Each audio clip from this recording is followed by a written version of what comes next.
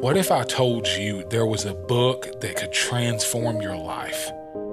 What if I told you there was a living book, a book that can bring peace during the most tumultuous times of life? What if this same book was sharper than any two-edged sword? What if this book was real? Would you open its pages? Would you invest into it daily? Would you heed its words as if every string of life was held together by its words? There is a book like this, and this book gives much more than this. In the pages of this book, there is life. In the pages of this book, there is hope. In the pages of this book, there is peace beyond understanding. This book is called the Bible, the Word of God breathed out for us, for the people who beat him relentlessly, drove the thorns of a crown into his skull, and nailed him to a tree in the most cruel form of execution ever devised by a man. This is no ordinary book, though. This book contains the very words that have caused men to sacrifice everything for it. The words that spoke all of this into existence. From this book, Dr. Lonnie Pope will teach a new series.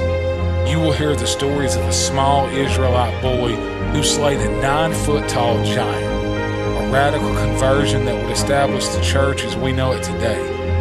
A young boy who would receive a multicolored coat that would change his trajectory of life forever. This is the Bible, and in it we find life forevermore.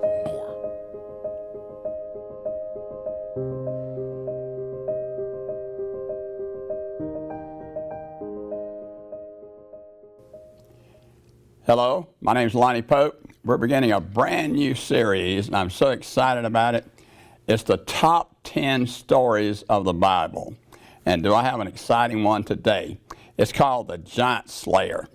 And of course, it's about David and Goliath. And it's such a fascinating story. And I said to somebody earlier, man, if this is number 10, I can't wait for number 1. And we do a countdown from 10 to 1. I want you to imagine with me a battlefield. And we have two armies that are gathered on a battlefield. On the one side, we have the Philistines. On the other side, we have the army of Israel. And now there is a mountain on each side, and then there's a valley in the middle. It's the valley of Elah. And then there's a creek that runs through this valley. And here we got these two armies assembled. And it's amazing. The army of the Philistines seems to be confident, and the army of the Israelites don't seem to be very confident. And what we see is this huge giant emerges. Now, this giant is 9 feet tall, 9 inches. My goodness, can you imagine a soldier coming out on the battlefield that's 9 feet tall and 9 inches? He has armor that weighs about 125 pounds. He has a spear that weighs somewhere around 36 pounds, if you can imagine this. He is frightening. And the army of Israel is frightened by this guy. He goes out every day and he challenges the army of Israel. He's something else. He says to them things like, and by the way, this is taken from chapter 17 of Genesis. He comes out and says things like, why do you come out and every day for battle? And then verse 8, he says, choose a man and have him come out and fight me. Well, I mean, and you can see, if you're looking at the Israeli side, I mean, they're all scared to death because this frightening giant. And he was very frightening. But on the other side, you have King Saul, and he's a tall man, but he's nothing like this giant.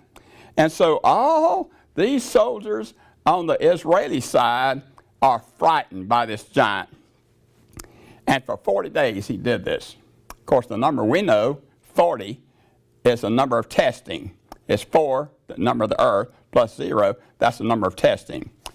And so we have this huge giant on the one side, and on the other side, we have this teenage boy. Early in the morning, we have this teenager come to the battlefield, and he's not frightened. Amazing. What's different about this teenage boy and all of the Israeli army? What's different? It's amazing when we look and start studying what's the difference between him and the giant and the rest of the soldiers. This is a few things we find out about him. He's short. He's probably half as tall as Goliath. He doesn't have a big bronze cap on his head. He has a tunic. He didn't have a bronze spear. He has a slingshot with 5 stones. And you say to yourself, what's wrong with this boy? Was David crazy? Did David realize the fact he was going against this huge, giant warrior? What kind of person is David that he would even think about challenging him? There was a Sunday school teacher in a Sunday school class one time, and she was teaching on the story, and she said to her class, she said, now, don't you feel sorry for David? And little Johnny raised his hand. He said, no, teacher. I don't feel sorry for David. I feel sorry for that giant because David has God on his side. Well, you see, folks, that's the difference. It doesn't matter what the giant is or what the giant in our lives is. It matters whether or not we have God on our side. So let's look at the story in the Bible. David had strong faith in God. And the Bible tells us in Exodus 23:22, it says, I will be an enemy to your enemies. And in Deuteronomy 3:22, it says, do not be afraid of them. The Lord your God himself will fight for you. Well, see, David had this great faith in God, and David did not fear the giant. As a matter of fact, in verse 26, this is what David says. Who is this uncircumcised Philistine that he should defy the armies of the living God? That was David's attitude. Where the rest of the soldiers were afraid. David said, who is this guy that defies the army of the living God? And David trusted God. He had tremendous trust in God. God wanted Israel to have him as king, God as king. Israel didn't want that. Israel wanted an earthly king. So now, the people in Israel are trusting their king and their army and not trusting God, whereas David trusted God. David honored God. I want you to look in verse 45, 46, and 47. This is so wonderful. In verse 45 it says, I come against you in the name of the Lord Almighty.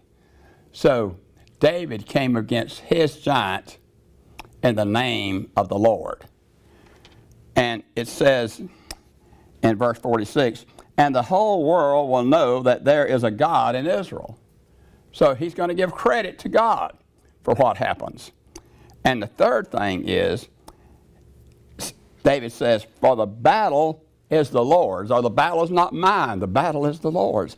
And you see, folks, if we have giants in our lives, that's the attitude we need to have, the same attitude that David had. David trusted God. We need to trust God. What about the giants in your life. There are 10 giants that I want to talk about, and next week I'm going to tell you how to defeat the giants in your life. The first giant is abandonment. Now, I have a niece that my brother died young, and my sister-in-law died young, and then she was left down here. As a matter of fact, I couldn't even get a hold of her. I didn't know how to get a hold of her. And so one day some women came to me and says, do you realize you have a niece in Atlanta? I said, yeah, I just don't know how to get a hold of her. Well, she had the fear of abandonment. And by the way, this is a terrible giant in life. And I've dealt with her on that for a long period of time. Number 2, addictions. Well, a lot of you out there know about addictions. Number 3, anxiety. 4, death. Some people in life just fear death because they don't have confidence and trust in God. Depression, financial problems, health problems, all kind of immorality, sexual problems, and the time we're living in, unemployment, all kind of unemployment problems. These are giants in our life, and we need to know how to defeat these giants in life. And if we don't do that, then we're going to have serious problems. So next week, I'm going to tell you how to defeat the giants in your life. This is Lonnie Pope. Thank you very much.